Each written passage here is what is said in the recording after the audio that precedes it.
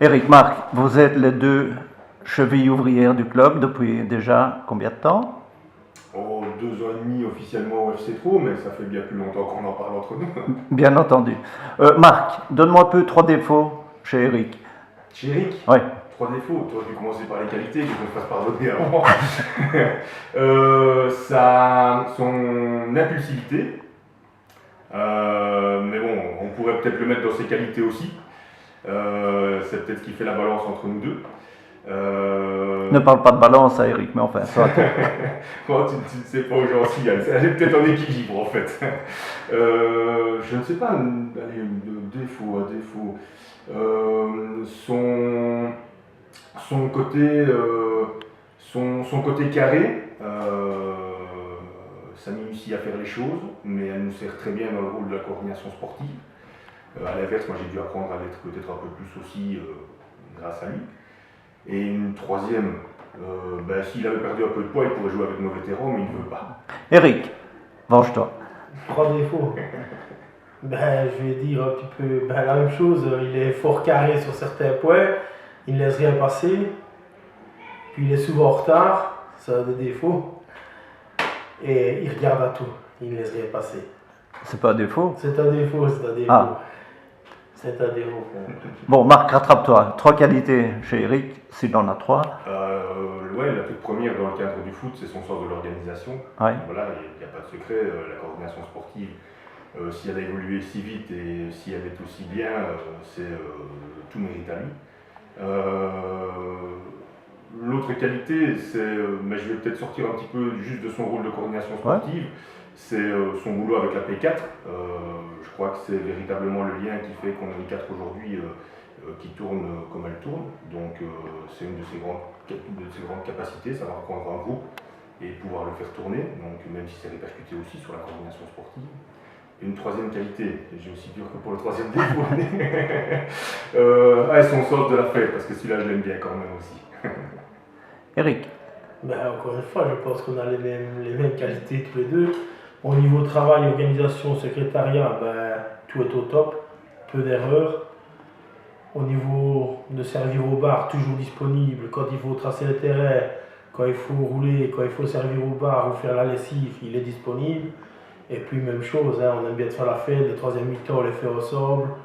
C'est une qualité quand on est au football. Marc, pour toi, quel est le principal défaut du président Salvatore Dalmanzia?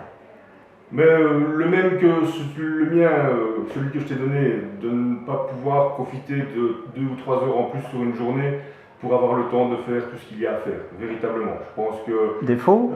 Oui, c'est un petit défaut, parce que des fois, si on grattait un petit peu plus, on remarquerait que ce temps-là, on peut peut-être aller chercher un peu ailleurs, sans attendre nécessairement qu'il tombe comme ça. Donc, Eric, défaut chez Salvatore? Moi, je pense qu'au niveau défaut, je ne vois pas vraiment un défaut grave. Peut-être sa disponibilité, il n'est pas trop disponible pour venir avec nous autres, mais sinon c'est un garçon très serviable et il n'y a rien à dire à ce niveau-là. Je ne pense pas qu'il ait des défauts au niveau de notre travail. Qualité. Qualité chez Salvatore. Qualité, c'est un garçon très serviable, toujours disponible, à l'écoute, et il est prêt à donner sa chemise pour que le club tourne. Son enthousiasme et sa passion pour le foot et pour le club. Clairement. La même chose, Lilo. Lilo. Qualité.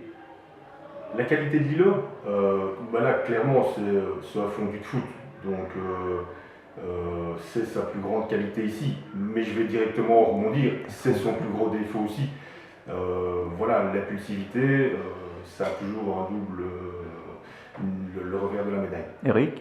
Lilo aussi, même chose, très généreux, un garçon qui se donne à fond pour le foot. Mais le problème, c'est son impulsivité, il dit un peu n'importe quoi quand il est nerveux, c'est un peu son défaut. Notamment pendant les matchs. Notamment pendant les matchs, mais c'est un garçon super correct, super gentil, mais l'impulsivité fait dire des bêtises par moment. Ce qui ouvre la porte à un problème quand même important actuel et qui n'est pas relatif au FC Trot seulement, c'est le problème envers l'arbitrage. Donc il y a beaucoup de réactions qui viennent des publics généralement, que ce soit des supporters, des entraîneurs, etc., envers l'arbitre quand il siffle quelque chose qui semble aberrant. Qu'est-ce que vous en pensez?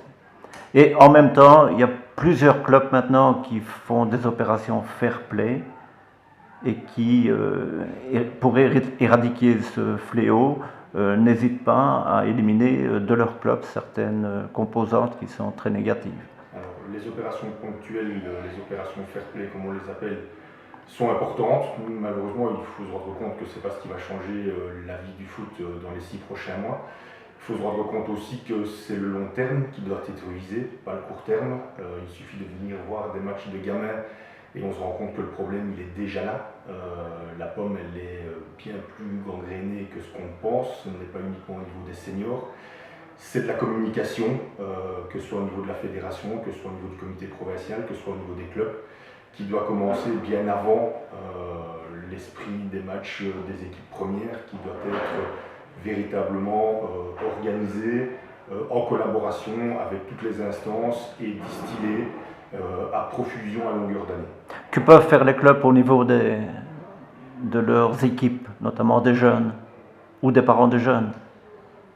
Les clubs sont très vite limités au niveau des parents. Au niveau des jeunes, c'est quand même notre boulot. Donc là, voilà, les entraîneurs sont directement impliqués, concernés et directement impliqués. Au niveau des parents, mais c'est clair que je pense que dans tous les clubs, il y a un manque d'encadrement, que les priorités, elles sont toujours autour des enfants. Donc s'il y avait un programme ou un projet qui était mis en place, encore une fois, de la part des instances supérieures, non pas pour financer ou pour subsidier, mais simplement où on pourrait avoir des personnes, des stewards qui sont là, mis à disposition, qui viendraient lors d'une journée sportive des gamins, où on sait qu'on a 6 ou 7 matchs à la maison, mais faire passer un message, vérifier un petit peu comment tout se passe. C'est de la communication et si on ne les soutient pas, les arbitres, on se retrouve dans une situation bien pire que dans celle de laquelle on est maintenant, puisqu'il suffit de voir en plus les matchs où on n'a pas d'arbitre officiel et on a une chance sur 2 quand on s'en sort. Il faut également savoir qu'il y a de moins en moins d'arbitres, même pour des matchs d'équipe première, notamment en P4. Il y a de plus en plus de matchs qui se jouent sans arbitre. Alors on a remarqué également que quand il n'y a pas d'arbitre, c'est le bordel sur le terrain. Donc il faudrait vraiment peut-être une prise de conscience collective vraiment à tous les niveaux. C'est le problème. On a employé le qualificatif, l'impulsivité génère toujours un revers de médaille et c'est à chacun à faire un petit boulot personnel. Et c'est ce petit boulot personnel qui permettra finalement d'arriver à quelque chose. Mais s'il n'y a pas derrière une machine qui rappelle constamment que ce travail est à faire, il est plus vite oublié que réalisé.